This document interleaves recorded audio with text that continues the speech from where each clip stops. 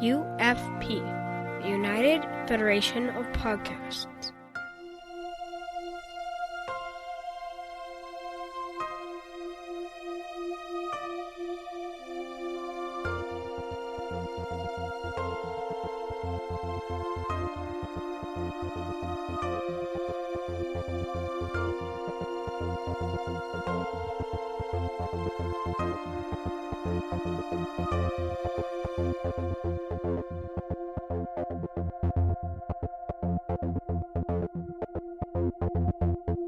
Welcome, listeners, to another episode of All Good Things, a Star Trek Universe podcast on the United Federation of Podcasts.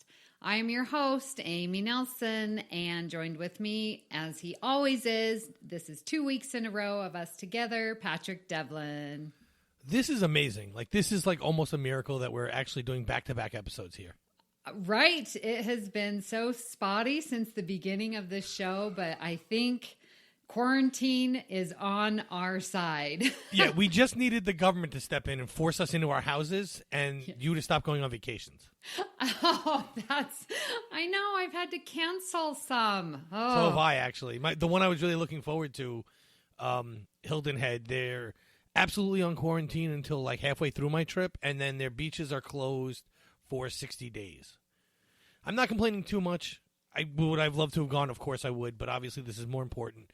And It's not like this was the last chance I ever have of going. It's not for me, this wasn't a once-in-a-lifetime deal. I'll go next year. Yeah. But if you dealt with my work schedule and family, you'd want to go on vacation too. Well, it's important to stay safe and family first. And so, yeah, I had to cancel a math conference, which I was really looking forward to, but they're rescheduling it for October, and so I'll get to go then. Unfortunately, it's during the school year, but whatever. Yeah. Oh, you'll have to miss school to go to a math conference. That's I the know. nerdiest thing I've heard all week.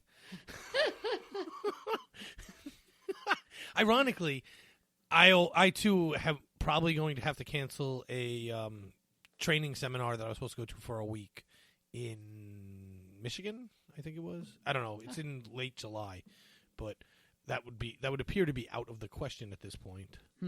We shall see. Yeah. Mostly because even if I can go, our school is still going to be going at that point because we're not even going to get to start school again until April 20th. Right. So we're going to miss at least a month. So instead of ending in June, we're going to end late July. So I'll actually be in class till the 23rd. And that's if it doesn't get pushed back any farther. Yeah. So you're talking the school that you teach at. Correct. And I have to go to a conference for that school. But it's always held in the summer, obviously, because there's no school, right? So you're not missing classes to go to it. Unfortunately, my apprenticeship program is already booked to go into July. So, and I doubt schools are opening April 20th. So we're probably going even deeper, but... Yeah. I'm sort of up in the air, just hoping that I don't know how they can extend the school year with everyone's travel and the calendar, but then do we just say, okay, sorry kids, you lose, 2.5 months of instruction and you're just going to have these holes in your learning, and it's so up in the air. I'm just taking it day by day. Well, I don't know. Apparently, I've become a public school teacher now, and my wife has, because the amount of work we're getting at home, they're not going to have many holes. I mean, they might not learn correctly, but technically they get the information. And also, my apprenticeship, which is a school for adults, but they're looking into doing the distance learning thing now, which we've never been allowed to do by the Department of Labor, but obviously this is extreme circumstances. Yeah. And honestly, I've been training for this for 3 years now because I podcast. So I have everything to do this. Nice. Yeah. Yeah.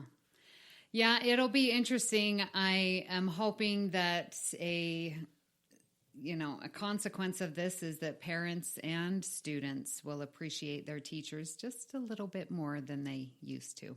For 4 weeks. I know. And then it's right back to where it was before. Let's be realistic. We all know how this is going. All of a sudden, construction work in New York City is essential if you're building high-rises and condos. But we can't get a pay raise without massive fights. construction here in Las Vegas is still going. My two brothers who are in the industry are continuing to work. So, yeah, not safe. Yeah. So, anyway, on a happier note, it does force us in to watch this episode and talk about it. Yes. I don't know if that's necessarily a happier note, but I get to talk to you about it anyway. Yes.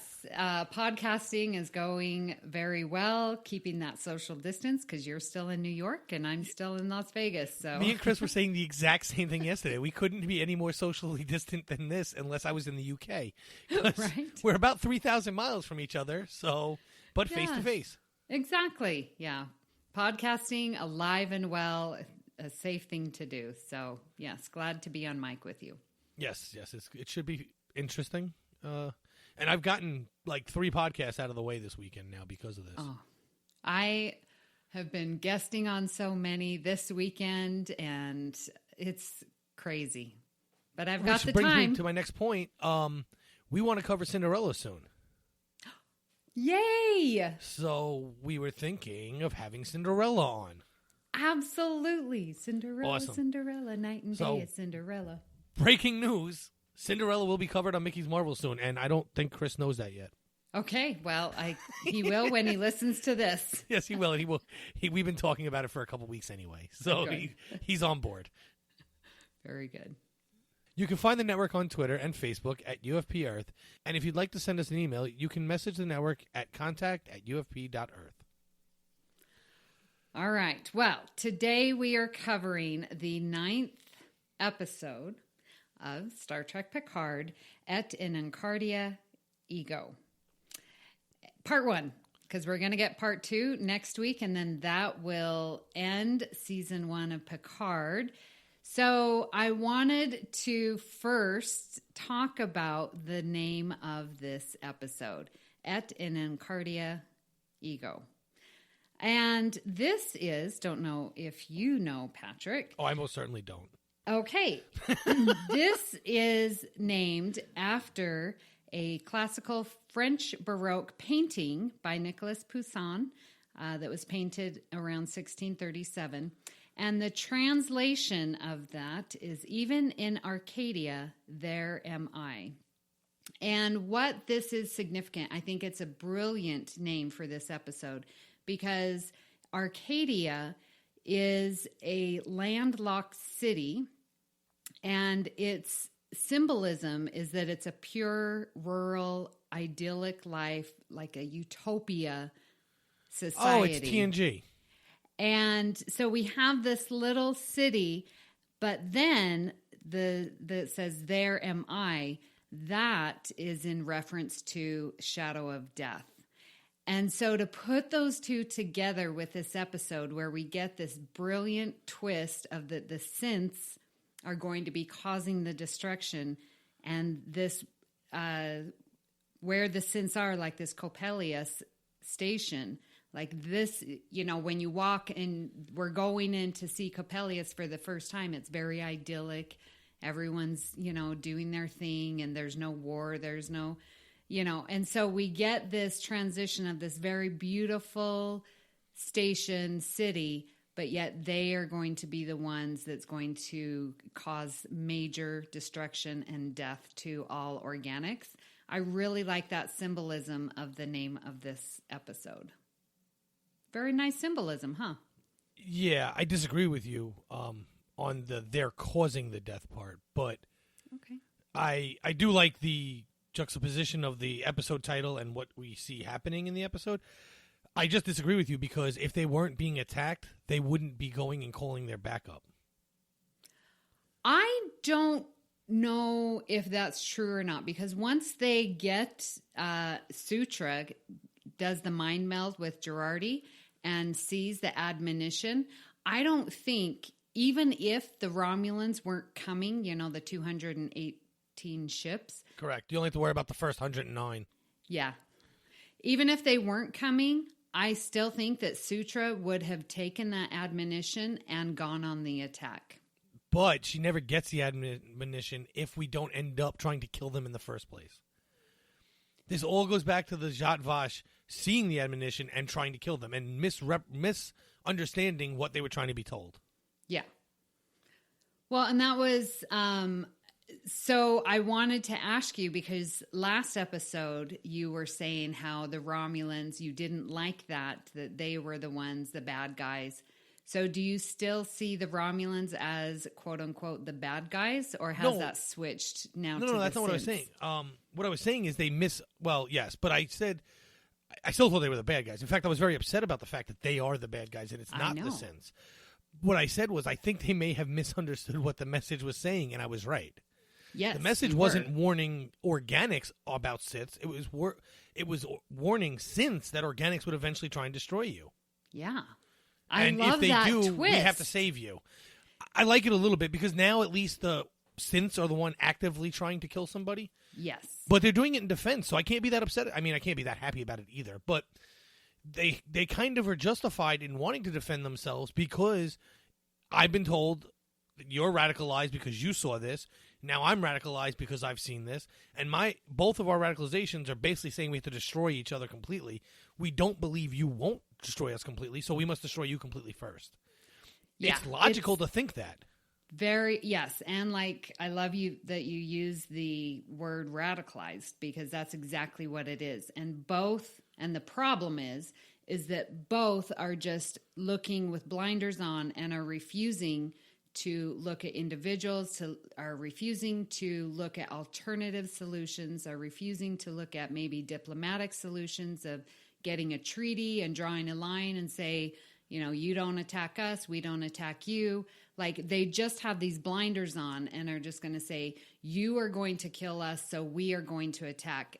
And they say that on both sides. And that is never a winning situation. No, but apparently the Synths have a friend that's outside of space and time that is going to do the attacking for them, on top of the fact that they're going to destroy all of the organics.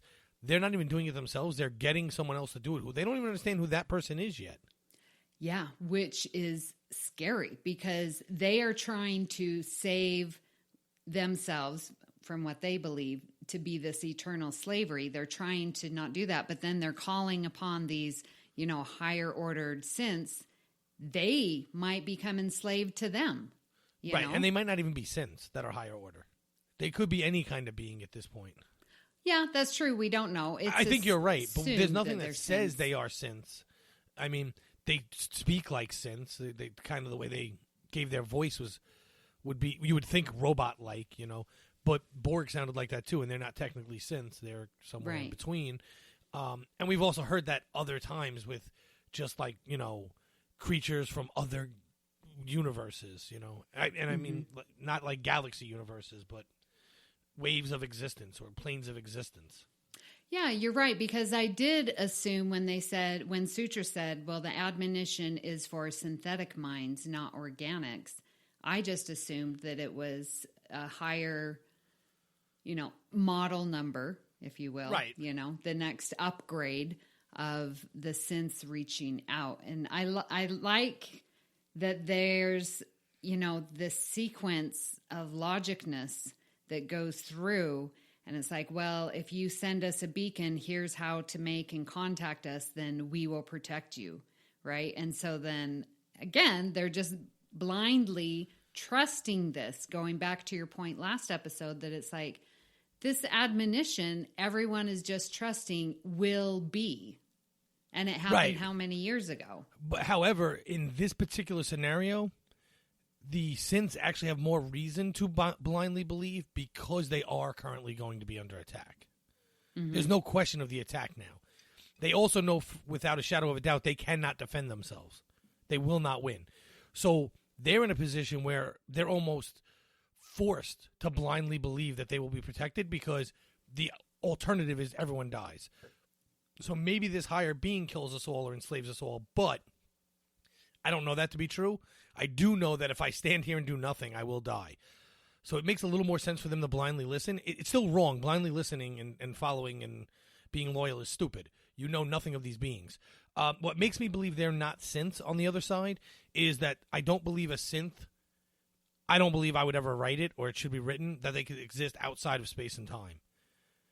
They're literally mechanical. They need to exist within a space and time. Yeah.